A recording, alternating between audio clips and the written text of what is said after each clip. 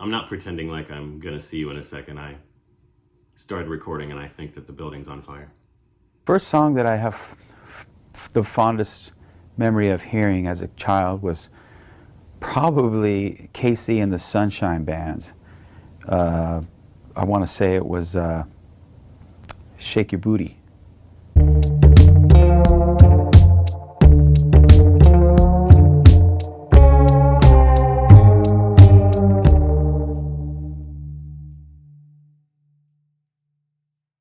Welcome! Thanks for joining the show. I'm Chrissy Ray. This is the brewer1kenobi show. I really appreciate your patronage. What I loved about nu metal was the excitement. You could go spend $10 and watch dudes climb the rafters and fall down right on top of you, screaming the lyrics to the songs that you yourself had listened to on your CD on the way up through the show. Overall, I've seen most of these bands several times. I've seen Korn 3 or 4 times. I've seen Deftones about 3 times. I've seen Limp Bizkit at least twice.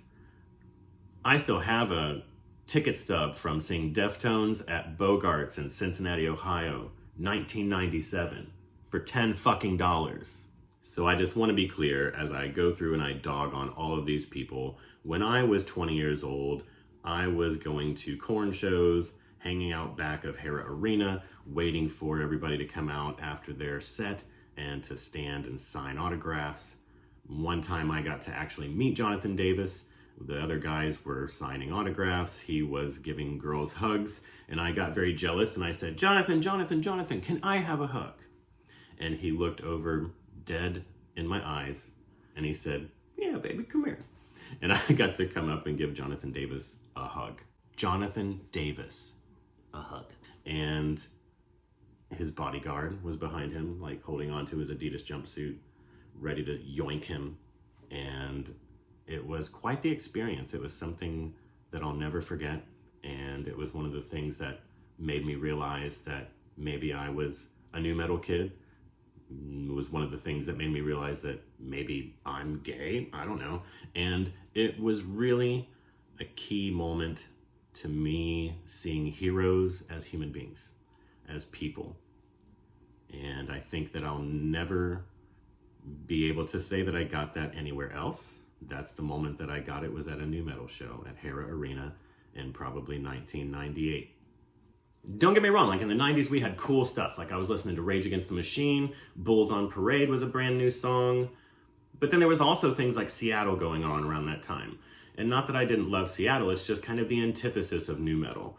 We had a lot of melodies, a lot of goofy things, a lot of punk rock that wasn't drawn into this heavy sort of a genre. It was kind of pulled into this aggressive youth angst movement.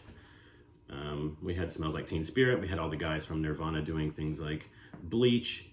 The first time I heard a nu metal song was in the garage of the guy who ran Metalomania. There was a local TV show in Dayton at one time on DATV, I think, public access. It was called Metalomania. It was run by a guy named Neil Turpin, and he had interviews with cool bands. He would go see big shows and kind of interview the folks afterward and put it on his show, play their videos. It was our first introduction into this world of video commentary. And I had a lot of good memories of trying to learn how to do public access. Didn't work really great. We had a show for a while called The Hardcore Strikes Back. It was also a video show. It was not an interview show though, so we had no big stars to interview, but we did try to do gags and jokes and stuff. I'm sitting in his garage. My fiance had just introduced me to her dad, and he puts in this promo copy of an album that had not come out yet. And it was a band called Korn with a K and a backwards R, and we were like, we'll give that a shot. And then it was like, are you ready? And we were like, sure, we're ready, calm down. We got involved very quickly. We thought that that was really radically funner than the metal that we'd been listening to. It was not technical, it was more emotion driven. It had a really thick, heavy bottom, which is kind of how we like them. It also featured like new instruments that we had only seen in periphery, 7-string guitars and bagpipes. You throw in the slap of like some hip hop bass and some squeaky noise effects from weird little pedals that no one can afford, and all of a sudden you have a completely different new style of metal that's taking over the world. Of these bands, I have to say that Korn and Deftones were probably my favorite. I did listen to the Limp Bizkits for a while, but I have to admit that I got very tired of that. It's a little too silly, not serious enough, and when it tried to be serious, everything not serious before it took away from that. So for me, it's a big L for Limp. You're welcome. My boys from Bakersfield, Korn, those pimps were slapping a lot. I've also met Fieldy before. He signed the inner sleeve of their first album for me. He's a real funny guy. No big stories there. He didn't give me a hug. But we won't hold it against you, Fieldy. I'm a little creepy. Brian Head Welch is probably my favorite member of Korn. Aside from the big giant head, I also want his beautiful LTD signature guitar. Chino, my number's not hard to get. I've also got hugs for my man Stephen Carpenter, but Jesus Christ. This man thinks that the earth is flat.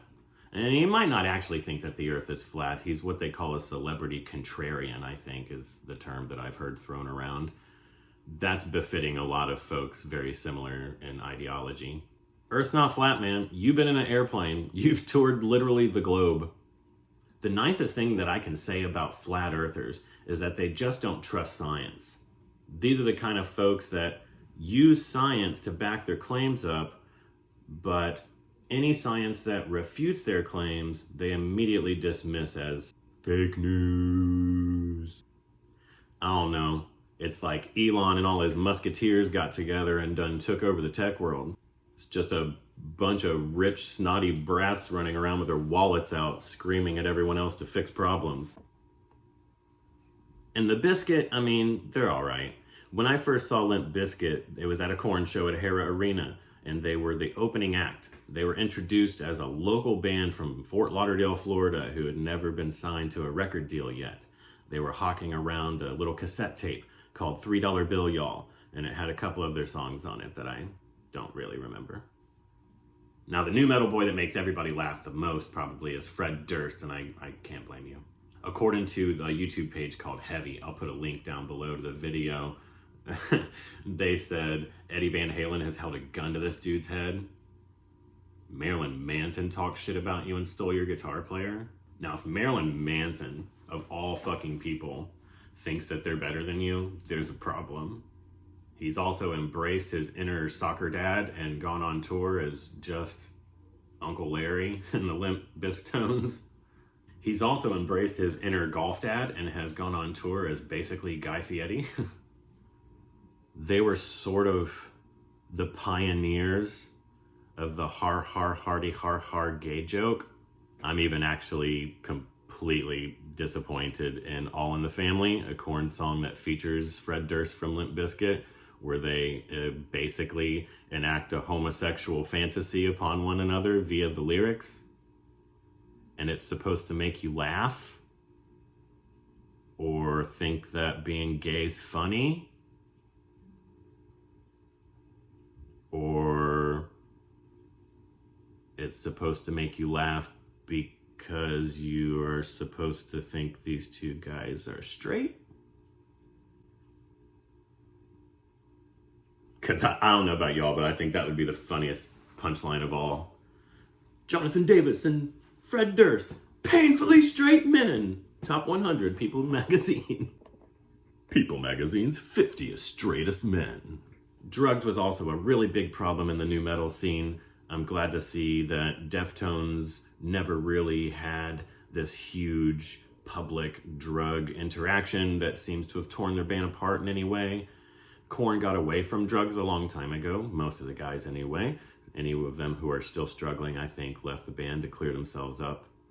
Fieldy's no longer with the band, and I don't really know what that's all about. I didn't really Google it, so forgive me. Drugs also changed the landscape of content for a lot of nu metal bands. After the death of Jonathan Davis's wife, Devin, there was a long period of mourning.